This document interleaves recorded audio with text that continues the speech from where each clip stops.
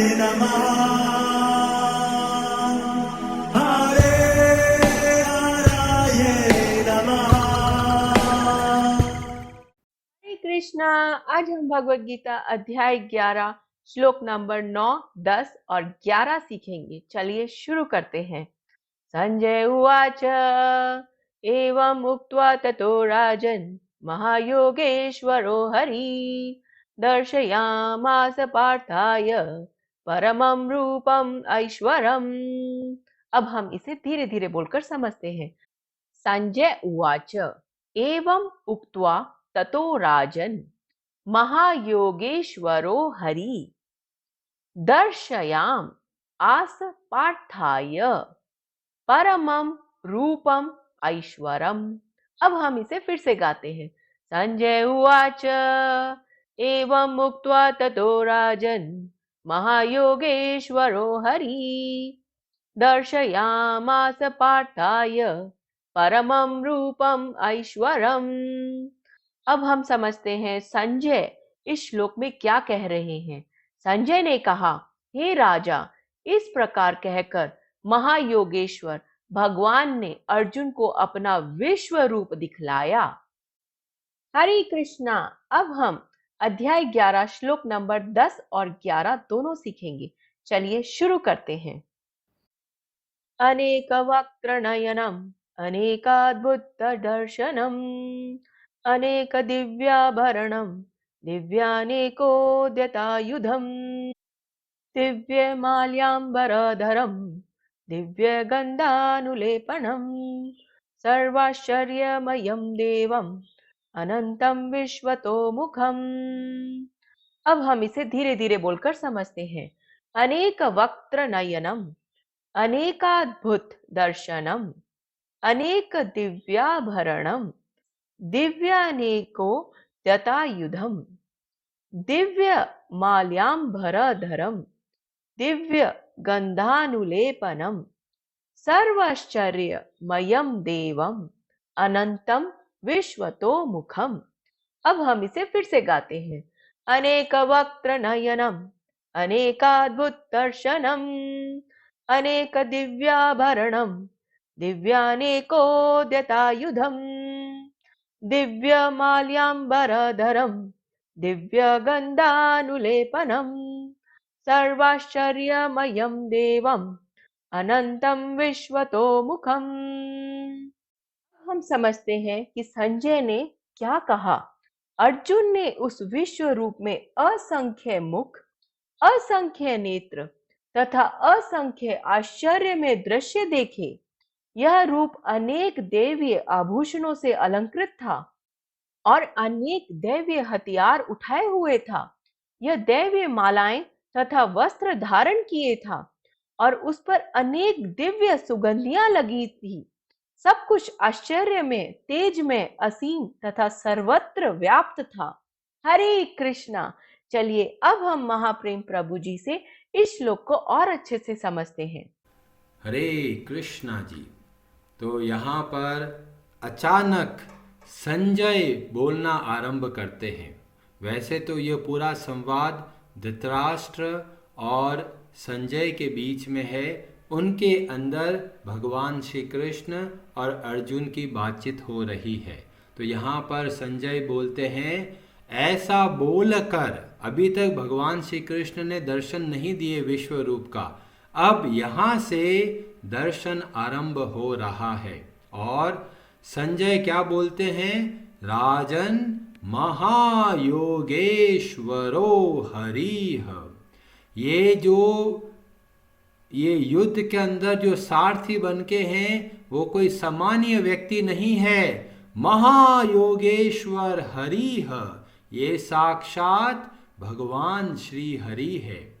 और इतना अद्भुत विश्व रूप वो देखने को मिल रहा है। आप सोचेंगे संजय ने तो कोई तपस्या करी नहीं, फिर भी बैठे बैठे भगवान के दर्शन हो रहे हैं।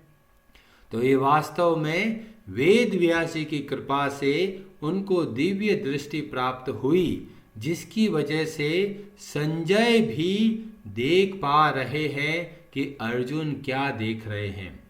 और ये कोई माया जाल नहीं है, यहाँ पर पहले भगवान के लिए शब्द प्रयोग किया गया कि भगवान का जो रूप है वो दिव्य है। तो तीन तीन लोगों ने इसकी पुष्टि करी है कि भगवान का अद्भुत विश्व रूप देखा गया। भगवान श्री कृष्ण स्वयं बोल रहे हैं, अर्जुन भी बोल रहे हैं और संजय भी बोल रहे हैं।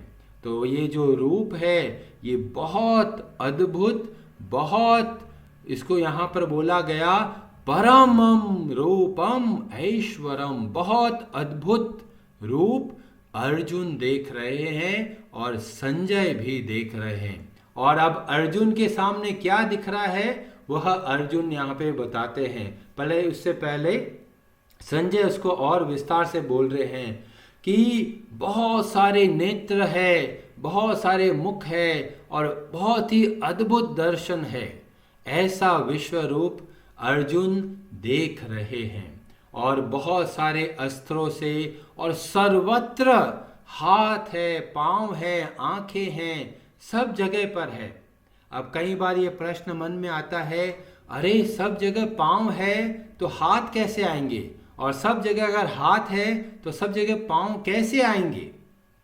तो ये एक बहुत रहस्यमय प्रश्न हमारे मन में रहता है कि या तो आंखें होगी या पांव होगा। अभी सभी जगह आंखें हैं तो सब जगह पांव कैसे हो सकते हैं। तो इसका उत्तर हमको मिलता है ब्रह्म संहिता में, और वहां पे वर्णन आता है अंगानी यस्य सकलेन्द्रिय वृत्ति मांति पश्यांति पांति कलयांति चिराम जगांति आनंद चिन्मय सद उज्ज्वल विग्रहस्य गोविंदम आदि पुरुषम तम अहम भजामि। जो भगवान श्री कृष्ण का जो रूप है कैसा है, आनंद चिन्मय सद उज्ज्वल विग्रहस्य, विग्रहस्य मतलब उनका रूप है कैसा है, सच्चित और आनंदमय है। पर ऐसे रूप की खासियत क्या है, तो बोला गया अंगानी यस्य सकलेन्द्रिय वृत्ति मानती, मतलब हर एक अंग दूसरे अंग का कार्य कर सकते हैं। उसका क्या मतलब हुआ, उसका मतलब है भगवान श्री कृष्ण अपनी आंखों से खाना खा सकते हैं। क्यों? क्योंकि उनके जो अंग है वो सब दिव्य है, आंखों से ही भोजन ग्रहण कर सकते हैं। और इस तरह से हाथ का कार्य पांव कर सकता है, पांव का कार्य हाथ कर सकते हैं, हाथों से वे भगवान श्री कृष्ण देख सकते हैं। तो इसलिए कभी भगवान के दर्शन करने जाएं और केवल पांव ही दिखे तो आप चिंता मत कीजिए, भगवान हमको अपने पांव से ही देख सकते हैं। क्योंकि भगवान का जो रूप है आनंद चिन्मय सद उज्ज्वल विग्रहस्य, उनका रूप बहुत अद्भुत है। वो हमारे तरह नहीं है कि हम आंखों से बस देख सकते हैं, खा नहीं सकते। खाने के लिए हमें मुंह की आवश्यकता होती है, पर भगवान का रूप बहुत अद्भुत है। इसीलिए जब बोला गया सर्वत्र आंखें है और सर्वत्र पांव है, मतलब भगवान का जो अंग है वो आंखों का भी कार्य कर सकता है और चलने का भी कार्य कर सकता है। और इसलिए जब हम शास्त्र पढ़ें तो भक्तों के माध्यम से समझे, नहीं तो हम लोग कई बार गलती कर बैठते हैं। और कई लोग बोलेंगे अरे आंखों से खा लेते हैं, हमें तो पता ही नहीं था।